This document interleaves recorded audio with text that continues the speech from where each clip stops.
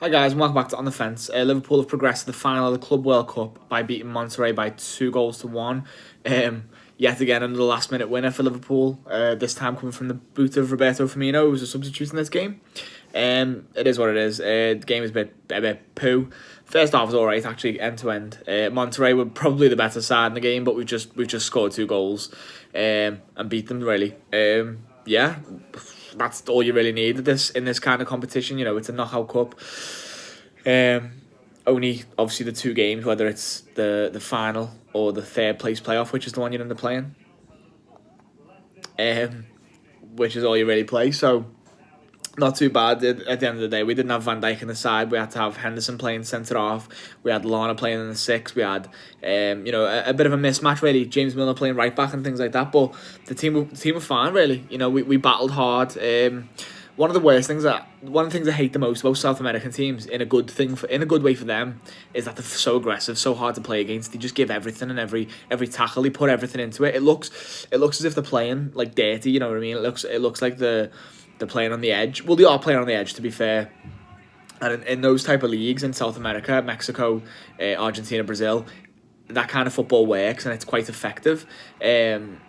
And it's just hard when you come up against it because you always think, oh, it's a foul, that and stuff, but it's not. It's just really hard, intense play. And Liverpool pressed Monterrey quite well, but they played out of the press a lot. And it just goes to show that different continents of football, different continents around the world play different types of football. Hello again.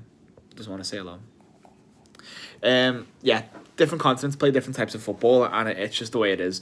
That's their style. That's how they win games and things like that. And you can see why it works because they did trouble Liverpool a lot of times.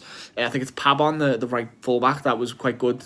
Give Robertson a tough game. The captain, and then he ended up going off and stuff like that. Funes Mori, his twin brother used to play for Everton, the one who fouled Origi. He scored the equaliser after we took the lead with Keita with a great piece of build-up play. Mo Salah at the heart of it yet again. Gets the ball on about 30 yards out, manages to turn, sees Keita running through, plays a slide rule pass, a disguise pass, and finds Keita one-on-one with the keeper, and he slots it through to make it 1-0. At that point, you're thinking, let's go on and get 2 or 3. And then they equalise quite instantly. I think it's the second phase of a free kick. Just catches us out completely. And Alisson makes a good save for the first shot, but then he can't get there for the second. Funes Mori's onside. It is a goal, 1-1. And then they kind of took over a little bit then. We were on the back foot a lot, slowing the game down. We didn't really get a lot of chances in behind because they had a solid line of defence. Hard to break through them, really. So the game just kind of went like that, really. It was quite hard to play. Like I said, second half comes around, we make a few substitutions. It's quite frustrating. We're not breaking them down. We had a couple of chances. They had more than we did, though. Alisson was the busier of the 2 goalkeepers, like they said on BBC. And then, we bring on Firmino for Origi. We bring on Trent for Milner. And we bring on, who else? Someone for Shaqiri. I can't remember. It'll come to me. Fuck's sake. No, I don't know. We bring on somebody else. I wasn't really paying attention. I was kind of doing a bit of work in between. So, just shows how boring this game was.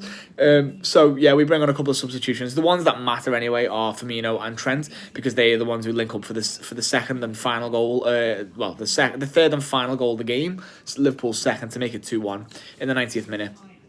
3 minutes goes on the board, just as Salah's getting played through. I think it's Oxlade-Chamberlain plays that pass, that pass between the lines, and it's a great pass. It's one of the only times we did it all half. Well, the 2 times that we played that kind of pass, breaking the lines, is when we scored. Both times we scored.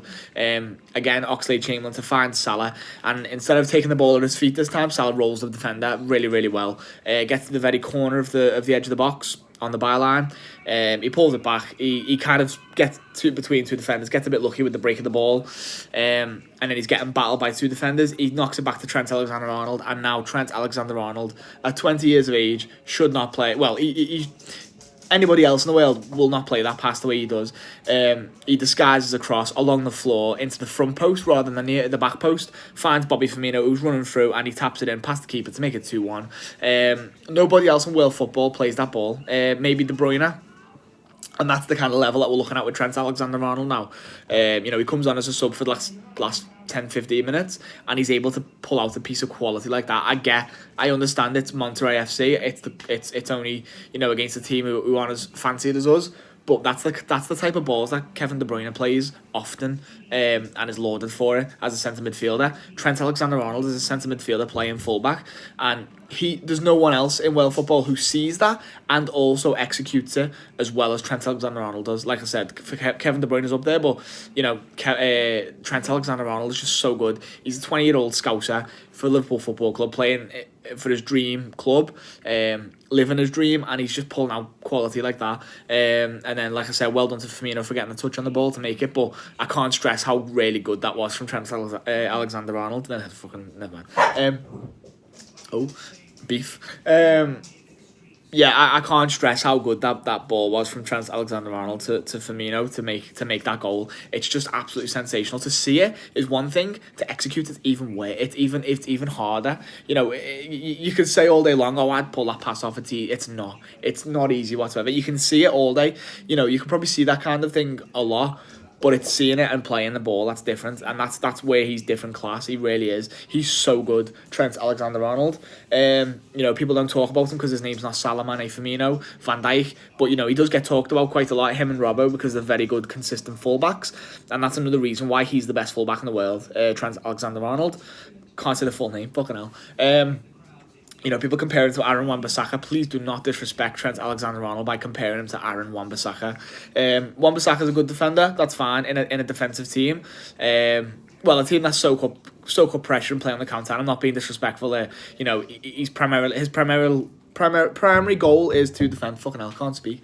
But Trent Alexander-Arnold does a little bit of everything. He defends. He hits on the counter. He's good on he's brilliant on set pieces, and he's just phenomenal. He's the best fullback in the world. Goals, assists, some goals, but mostly assists. He's just the king. He is, and there's nothing you can say to argue with that point. And he's good defensively this year. He's been very good defensively. Been caught out a few times, but what fullback doesn't? When you're playing up against good wingers in the Premier League and the Champions League, you're coming up against quality every single week. You're obviously going to get beat a couple of times around the back, but he's still fantastic. He's still the best fullback in the world. So there you go. That's what it is. Don't know when the final is. I think it's. I don't think it's tomorrow. It might be Saturday. I don't know. Or it could be Friday. Either way, I don't know. Hopefully Van Dijk's back. I can't fucking speak. Hopefully Van Dijk is back for that game. And we can have a bit more solidity at the back. But again, I think the lads dealt well with what we had. Henderson was obviously being trained there a little bit longer than usual, because last year he was meant to fit in at the centre-back role against Wolves in the FA Cup, but he didn't. So, it's an unusual role for him, but he's obviously had a little bit of training there already to get him ready for that in case he needs to go in there. Obviously with Fabinho getting injured as well. So, it is what it is. Liverpool through to the final by any means necessary. I don't care how if we go and win against Flamengo, I don't care how we do it. Oh, yeah, say hello. It's Frankie. He's trying to get up on the table.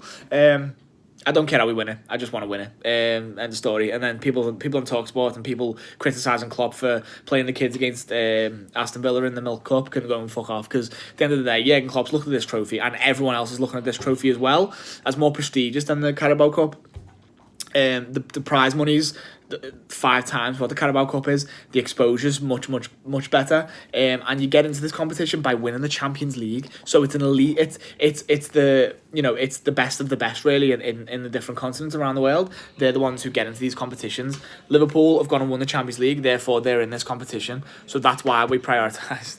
That's why we prioritise this competition over the others, because this is a more prestigious competition than the Carabao Cup is. So people need to shut up trying to make with the using English bias as the reason why the Carabao Cup's better than the Ckub World Cup. No, it's not.